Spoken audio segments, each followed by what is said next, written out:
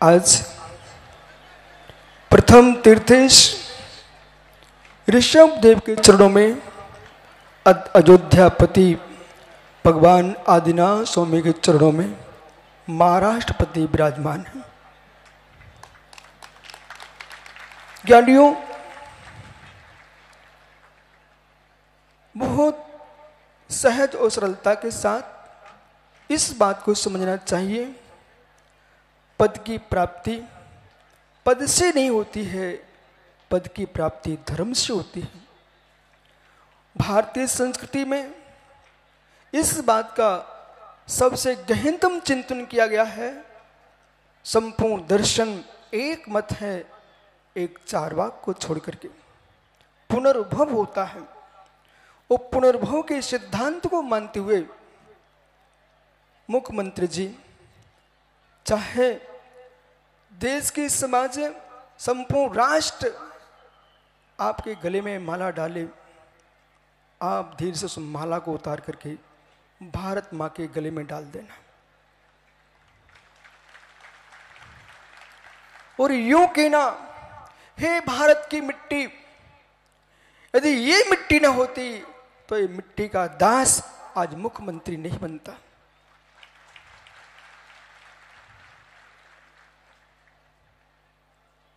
संपत्ति से संपत्ति का सृजन नहीं होता, धर्म से संपत्ति का सृजन होता है।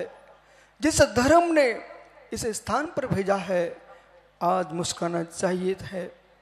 जब मोदी जी प्रथम बार चढ़े थे सीढ़ियों पर, उनकी आंखों में आंसू था। दिल्ली में जब देवेंद्र फडणवीस जी जब कुर्सी पर बैठे पहुंचे, मित्र सबसे पहले उन लोगों का स्मरण कर लेना जिस गद्दी पर कभी ऋषभ देव बैठे थे, जिस गद्दी पर कभी भरत चक्रवर्ती बैठा हुआ था, उस गद्दी पर भारत की ओर आज प्रदेश को संभाल रहे हो। सकल समाजों के लिए अखंड भारत का विचार करना और अखंड भारत का विचार करके कश्मीर से कन्याकुमारी तक नहीं, श्रीलंका से अफगानिस्तान तक अखंड भारत का दर्शन करना।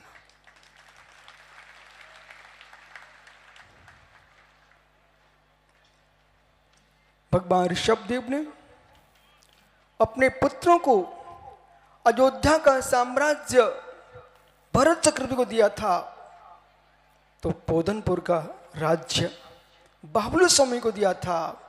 जो पोधनपुर का राज्य है वही वर्तमान का पाकिस्तान है। भगवान बाहुबली स्वामी का साम्राज्य वर्तमान का पाकिस्तान है। ज्ञानियों, यही मंगल आशीष जितने मुनिराज आज भारत की भूमि पर हैं, जितने साधु संत हैं, यदि राम जनक के यज्ञ को पूर्ण करने पहुंचे थे तो देवेंद्र फडणवीस जिनसेन के यज्ञ को पूर्ण करने आए हैं। हमारे यहाँ आचार्य परमेष्ठी, धर्म सेन जी, सिद्ध सेन जी, विद्यानंद जी, जिनसेन जी, पारस सेन जी, शांति सेन जी, मयंक सागर जी और चंद्रप्रभु सागर जी, ये सभी आचार्य वृंद इसलिए आए हैं कि धर्म महोत्सव सानंद संपन्न हो। इतने श्रवणियाँ विराजमान हैं। आपको मंगल आशीष सबकी ओर से कि आप महाराष्ट्र से दिल्ली की ओर बिहार करो और दिल्ली में रह करके वो काम करना है। नारायण कृष्ण का जन्म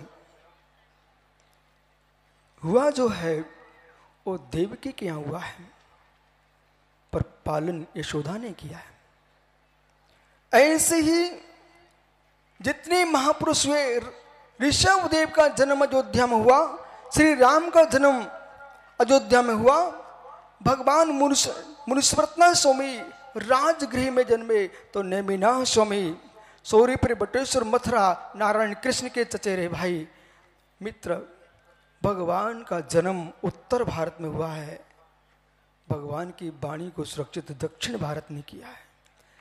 चाहे जैनाचार हो चाहे वैदिक आचार हो, यदि कुंद कुंद समंत भद्र भद्राहु सौमियत शंकराचार्य जैसे हुए हैं, इन सब ने बल्लवाचार ये सब दक्षिण भारत में हुए हैं।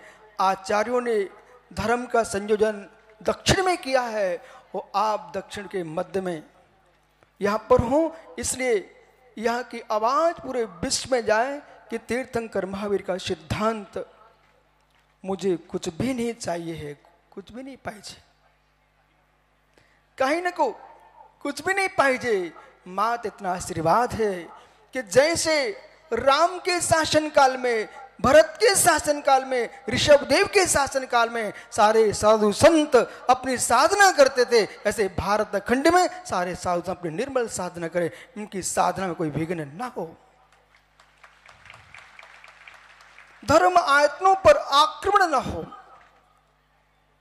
धर्म आयतन व्यवस्थित रहे और सकल समाज, संपूर्ण भारत जैसे सारता के साथ जीता है, संपूर्ण भारत में मैत्री भाव रहे, सभी समाज में वात्सल्य के साथ रहे। यही मंगल आशीष आपका विकास हो और धर्म के साथ विकास करो। जहाँ धर्म है वहाँ सत्य है, जहाँ सत्य और धर्म है। बस अंतिम शब्द मेरा इतना सा है फडणवीस के लिए, भैया पूरा समय राजनीति को दे देना, पर मेरी तरफ से 1 मिनट अपने लिए दे सकते क्या? मात्र 1 मिनट।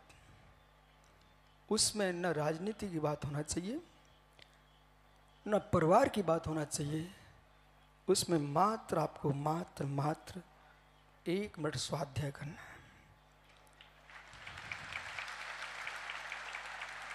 राजनीति कहती है राजा के पास स्वाध्याय है, उसका राज्य कभी नष्ट नहीं हो सकता, और जिसके पास स्वाध्याय नहीं है उसके राज्य कोई बचा नहीं सकता।